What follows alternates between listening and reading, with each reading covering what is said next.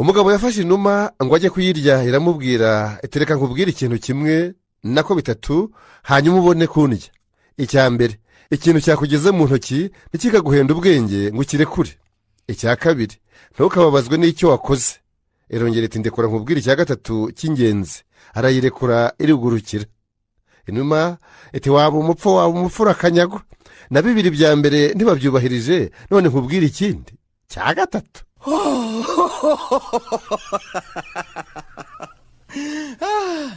umwarimu yarimo yigisha abana abereka ububi bw'inzoga, nuko azana ibirahuri bibiri, kimwe ashyiramo inzoga, ikindi ashyiramo amazi.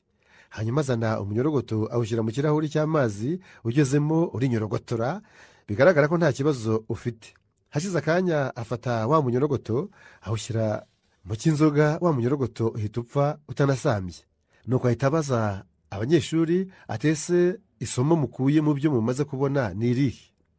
umwe mu banyeshuri ahita amanika akaboko ati isomo dukuyemo ni uko umuntu unywa inzoga atagira inzoka mu nda. sinzi ayo mwarimu yamuhaye. umugabo yasomaga ikinyamakuru ari kumwe n'umugore we.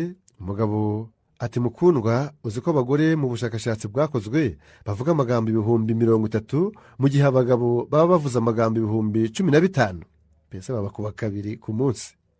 umugore atari ko nta gitangaza kirimo, kuko abagabo bumva umuntu asubiyemo, mbese akubye kabiri. umugabo n'umujinya mwinshi atuvuze ngo iki wa mugore we? umugore ati si ngibyo ibyo navugaga, ko abagabo bumva umuntu asubiyemo. kandi umugabo yararakaye kubo ibyabo babyumva ari uko basubiyemo. ahita amubwira ati uvuze ngo iki wa mugore we? umugore ati si ngibyo ibyo navugaga. aba aramutsinze da.